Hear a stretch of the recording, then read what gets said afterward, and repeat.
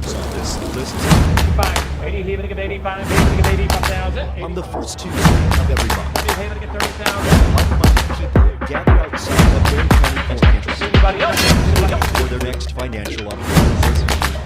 Right behind me is the San Antonio foreclosure auction, and we are gonna bid on all of these properties today, JK. You might have seen our video a couple weeks ago with Logan where we talked about buying foreclosures and what that actually looks like. We talked about what's happening right behind us, which is the foreclosure auction. So we are gonna go through and actually look at some of these properties and evaluate them, see if they're a good deal. Logan already this week negotiated several deals that were on this foreclosure book. So this foreclosure book, remember last time we showed you the sheets, this has all of the stuff that's up for auction today, but there's a lot of homes that were already, and the commercial properties that were already on the foreclosure list, right? The foreclosure must be posted 21 days prior to the sale as a legal notice in Texas. So we called beforehand. We're able to pick up about a dozen properties across Texas in different jurisdictions before this moment. I want to get to the auction here and what's happening with the auction, but walk us through again the process you all took to get there, because we talked about this in the last video, which we'll reference here, but what does that process look like? The postings that you and I looked at on the front steps of the courthouse, those are posted online. We look at them online and call the folks and say, look, foreclosure's happening, you know this, we're willing to pay you X amount. But the difference is we'll let you live here for another month or two. We'll put some money in your pocket now. We're willing to work with you, whereas once it sells it at the auction, an investor will kick you out. Right. So we cut a deal early. So a lot of people that are on this list right here, after today, they're going to get a call from either one of the people that purchased this home, or if it goes back to the bank, which you'll see in a minute, one of the properties we just saw went back to the bank. So you'll see that in a second here. And what happens with that. But a lot of these people are gonna start kicking people out of these homes. Walk us through what's going on back here. The auction day is crazy. I always recommend folks show up with someone who knows, or even doesn't, but show up several times beforehand, ask questions, figure it out. Because when you look at this auction yard, you've got an auction here, there's a sheriff auction over there, and then there might be little auctions happening that I actually can't see. All it takes is a lawyer with his notes to come out and read a legal notice at the right place and right time, and that's a foreclosure. So these are large volume foreclosures that are handled by more like corporate trustees. They'll do hundreds of them, but there are a lot of them that's just one or two foreclosures where a lawyer's doing it in that corner and you don't even know. You got to really watch. Yeah, what's crazy is, so some of the ones that are on here, so this list a couple weeks ago was probably close to 400 foreclosures. On here, it should, on this, if that's right, it says 187 foreclosures. But that was the time of printing. Right. So today, you're probably down to 100 or 150 of actual sale. Yeah. So let's go buy a property. Let's buy property. Let's go buy a property. So what you have here is an auction catalog, and the auction catalog shows the foreclosure trustee, the owners of the property, also the borrowers. Then you've got the address of the property, the instrument that's being foreclosed on, which is usually deed of trust, also known as a mortgage. And then you have the original loan and the date that loan was originated. So we have about a, 6-year-old loan that was originally $45,000, and it's being foreclosed on right now. See, Zillow has it at $278,000. So when Zillow calls it $278,000, that means it's in the condition that's equal or better to all the rest of the properties in the neighborhood. In this case, Coral Harbor has a $235,000 mortgage that was originated in 2021, which means it's new.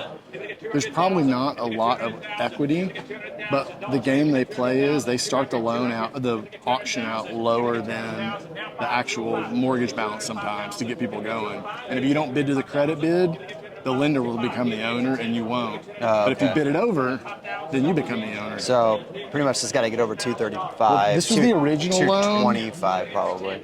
See, this was the original loan though.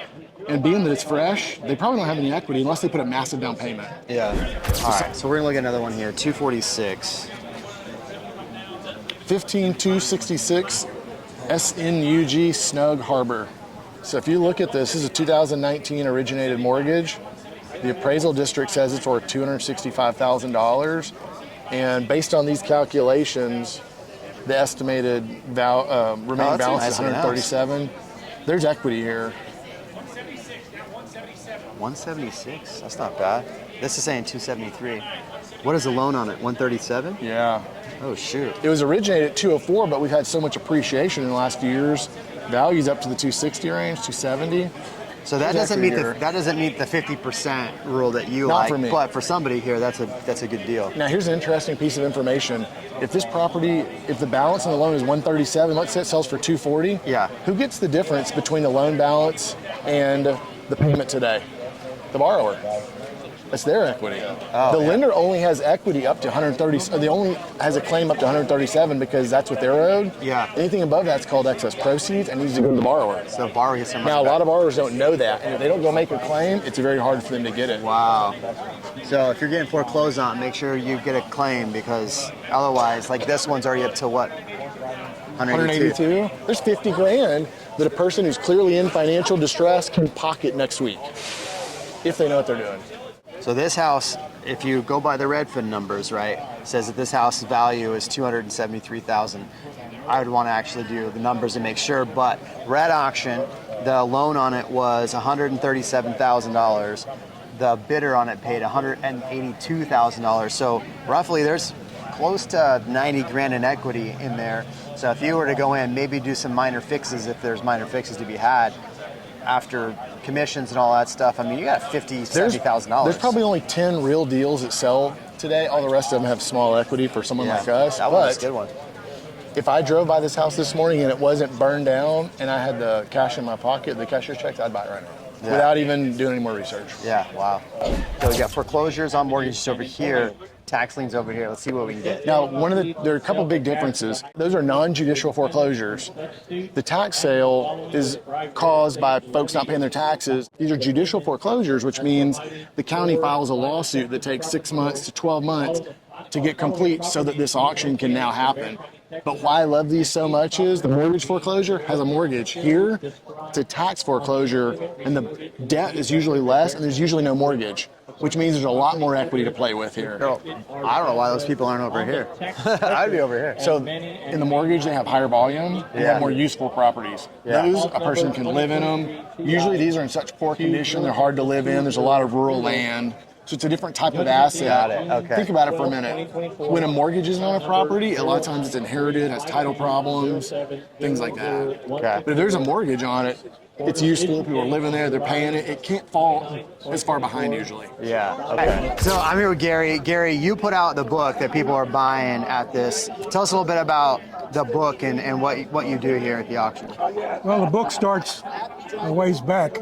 As the substitute trustees get the notices of foreclosure, they file them at the courthouse. Okay. We download those from the courthouse into our Excel spreadsheet. Okay. 2 or 3 times a week, I'll take that updated file and put it on our website. Okay. 3 weeks before the sale, Texas is a 3-week state, which means that they can't post a foreclosure notice any sooner than 3 weeks from the foreclosure sale. Okay. So then at that point, I'll pull out all of September's properties out of the file. Then I'll put them in order by the legal address, and then I'll assign them a number sequentially, and that's what we call our lot sort number, and that's the number that you see at the foreclosures with the trustee, the recorders are holding up the number of the property in the book. Awesome. And so that's a lot of work. Is this yours, preforeclosuresupport.com? Yes. Okay, so that's you. So information's right here. So how much is it if I want to buy the yellow book today? How much is it? Today it's $60. $60. Okay. But you don't get the usefulness of the foreclosure, the Excel file. Okay. So that our subscription price is $125. So I can go online, get your subscription. It's going to give me all of the data well ahead of time. Right. So what's the benefit of the sold report? That shows you who sold, who bought which property, Okay. what the opening bid was, and what the winning bid was, and we put that in numerical order of the amount of bid. We separate them by the third-party purchasers and the purchasers of the mortgage companies. Awesome. And that's good information, because if I'm going to do research and see what things are selling for and what I want to bid on, it's good to have this sold data. That's right. Awesome. Well, I appreciate the time, Gary. Thank you. You're welcome. Thanks. All right, so we won an auction. Well, when I say we, Hunter won an auction. So tell us, you just picked up a property. What did it look like, and why'd you get this one? It's a fairly new house, pretty big, I think 3,200 square feet. We bought it around 290. Worth on Zillow, it's worth 410. You know, we normally are a little lower than the Zillow. You know, when we look at these deals, we don't want to be like at that number. We also want to be on the lower end of the Zillow range. So when we're looking kind of these different valuators, you know, well, that's where we're sticking to find a value play. Because right now, value markets are moving. Yeah. If you're not value market, then you're not moving. You're sitting, and you're waiting on either to go down to hit the value market, or you just didn't buy right and you get stuck. So, you know, with this one, I think there's a lot of options. We liked it because it's new. Okay. You know, there's not a lot of repairs. We went by the house. Roof looked great. AC looked good. You know, it was 2019 build, so it's off. I'll be up front. It's off Culebra, north side, kind of around Alma Ranch, Helotes. Okay. And just a solid deal. I mean, it's not, you know, smash out of the park deal. I'd love to buy the house for like $250. Yeah. But you know, you get what you get when you come here. Logan's laughing. He's like, yeah, we all want to get it for $250. I like a deal like that. Yeah, I do like that. Exactly. So when you valued it, like, what do you think the worst that could happen here? Right, I think a 380 sale. It's kind of the low end, really it has to do with fixes. You know, are you trying to?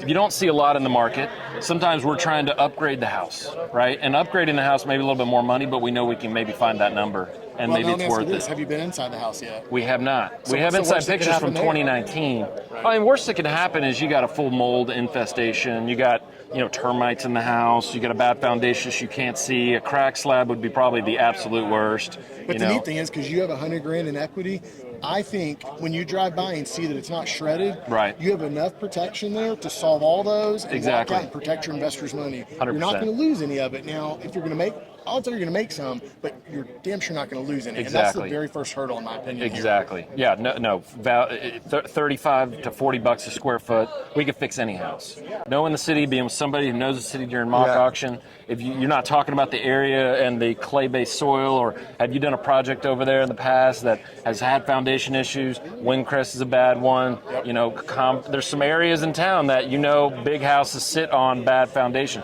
Alamo Heights actually is a pretty bad foundation area. You know, they're sitting on a bunch of clay-based soil, and depending on where you are in the town, it can be bad. So you just kind of have to know those things. All right, I didn't pick up any properties today, but our front hunter did, and we had a good time. I learned a lot. I hope you learned a lot. If you like this type of content, definitely drop a comment. Let me know what you think. And, you know, like, comment, subscribe, and share these, because I'm trying to do new content, do fun stuff. It's not just the same old, hey, here's the 19 neighborhoods to buy in Austin. If you like that content, drop a comment below as well. Maybe we'll make more of that. See you in the next video.